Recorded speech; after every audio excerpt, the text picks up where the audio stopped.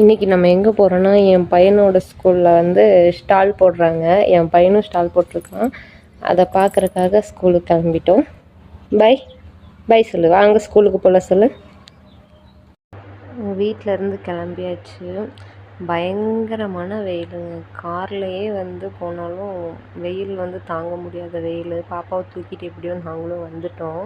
இதுதான் பையனோட ஸ்கூலு. புளியம்பட்டியில் இருக்கவங்களுக்கு தெரியும். சத்தி ரோட்டில் வந்து எஸ்ஆர்சி மெட்ரிகுலேஷன் ஸ்கூலு. இங்கே தான் படிக்கிறான். எல்கேஜி படிக்கிறான் இப்போ தான்.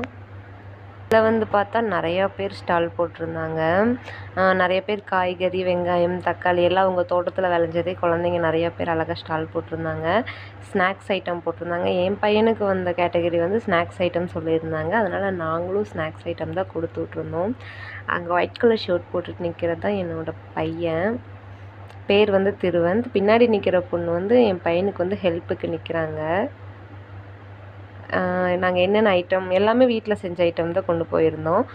பாப்கார்ன், அப்புறம் வந்து நேந்திரன் சிப்ஸு, முட்டை மிட்டாய், அப்புறம் வந்து கோதுமை பாயாசம் எல்லாமே வீட்டில் செஞ்சது தான் கொடுத்து விட்ருந்தோம்.